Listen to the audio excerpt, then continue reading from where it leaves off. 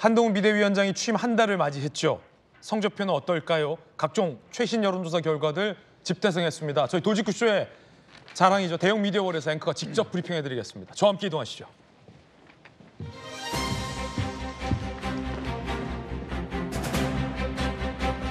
만약 내일이 총선이라면 여러분은 어느 당에 투표하시겠습니까? 만약 내일이 국회의원 뽑는 선거 날이라면 여러분은 어느 당에 투표하시겠습니까? 와 같은 질문을 계속 여론조사 기관에서 던져왔습니다. 추이를 좀 한번 보겠습니다.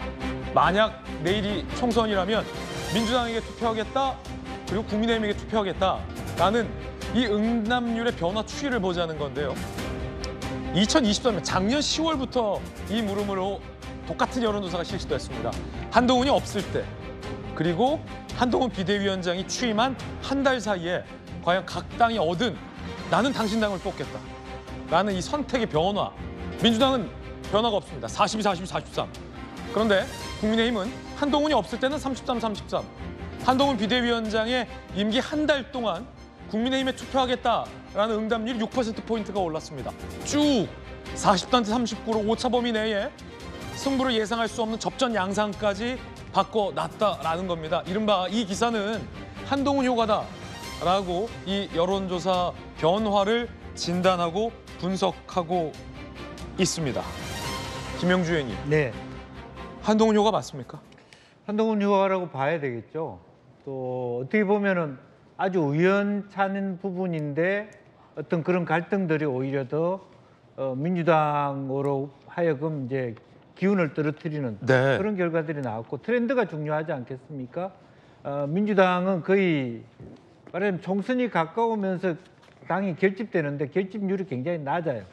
오르고 있다라고 하지만 1%이지만 상당히 지금 국민의힘은 6% 정도가 급격하게 올라간다라고 하는 이 세가 굉장히 무섭다. 무서울 정도의 돌풍을 일으키고 있다. 뭐 또 하나는 사실은 이준석 탈당에도 불구하고 이런 부분이 있다라고 하는 것은 이준석 전 대표가 탈당했는데 지지율이 오히려 오른다. 예, 그것은 상당히 그 이낙연 탈당하고 다른 상당히 재미있는 효과가 될 겁니다. 이낙연 탈당은 갈수록 더 파급력이 높아지면서 민주당의 지지율이 더 꺾이는 형태가 된다면, 이 표는 이준석 탈당의 효과가 무위로 돌아가는 그런 형태를 가지면서 크로스가 되게 되는 그런, 다만 너무 일찍 크로스 됐을 때 어떻게 관리할 거냐의 문제만 남겼다, 그렇게 봐야 될 것 같아요. 이건 한동훈 효과가 맞다. 김영주 전 의원님의 분석도 흥미롭습니다. 또 하나의 여론조사 준비했습니다. 이거가 다른 여론조사인데요. 흥미로운 분석인데 2012년에 박근혜 전 대통령이 받던 지지율과 지금 한동훈 비대위원장의 대표 역할 수행평가의 응답률이 같다는 겁니다. 평가가. 보시면 2012년 3월에서 한 달 동안 박 전 대통령이 당시에 잘하고 있다라는 응답이 51%였고요. 2012년에 이 응답은 박근혜 대통령으로 나가는 이른바 정치적 에너지 자산이 됐다라는 분석도 나오고 있습니다. 지금 한동훈 비대위원장이 취임 한 달을 맞이하면서 받고 있는 이른바 당대표 역할 수행평가의 응답률, 잘하고 있다, 52%로 평가 점수가 같다는 겁니다. MB정부 때 청와대 대변인 하셨고, 박근혜 대통령이 당선되자마자 인수위 대변인을 박 전 대통령이 부탁해서 인수위 대변인을 맡았던 박성규 대변인께서 오늘 나와 계시잖아요. 네네. 그때 제가 인수위 출입이었어요. 출입 기자였고 박 대통령 대변인 이제 그랬죠.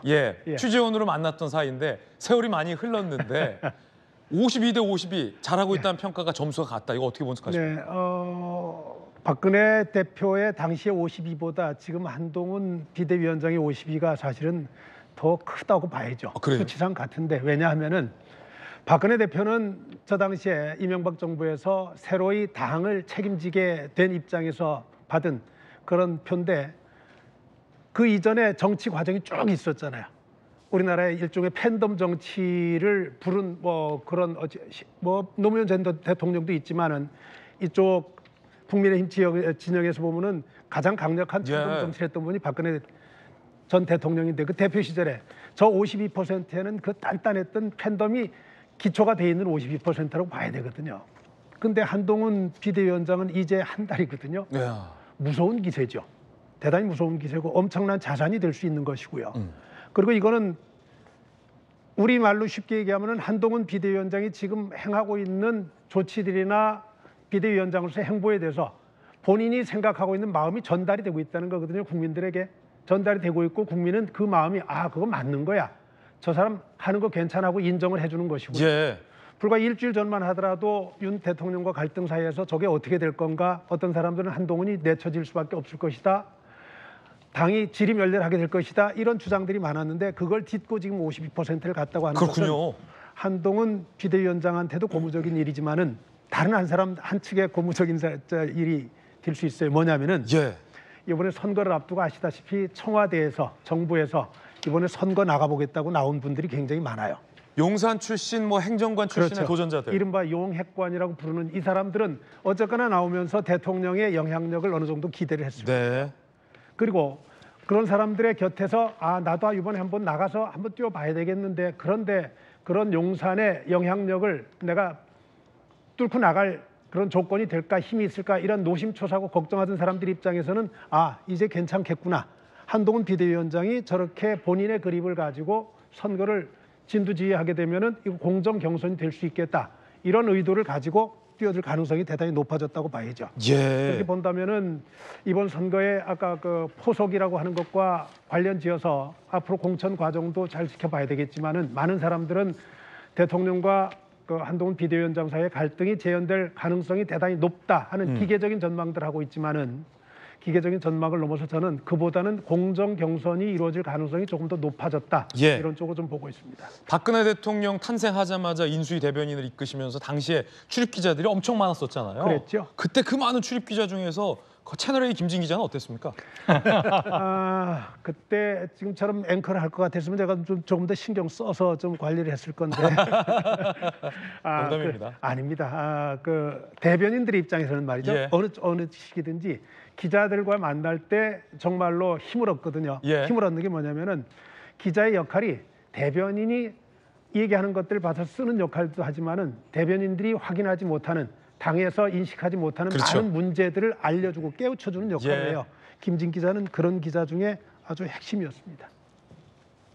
좋은 말씀 들어봤습니다. 약속 대련 아니에요? 약속대로는 아니에요. 그냥 갑자기 질문을 던졌는데 이렇게 진지하게 말씀해 주실 줄 몰랐습니다.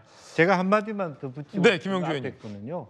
왜 한동훈의 52가 대단하냐 하면 사실은 그 이명박 대통령의 어려움 속에서 완전히 다른 스타일로 나왔기 때문에 박근혜 대통령의 힘이 있었거든요.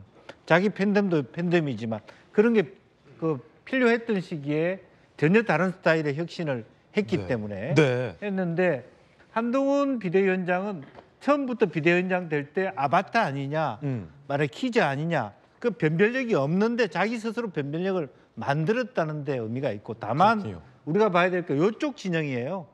박근혜 대통령은 잘 못한다가 24에 불과한데 한동훈 비대위원장이 여전히 40에 묶여 있다는 것은 아직도 친윤대 친한의 고립 여러 가지 구분점이 있다는 것과 한동훈 장관이 더 검증돼야 된다라고 보는 간망파가 있다는 것을 의미하는 겁니다.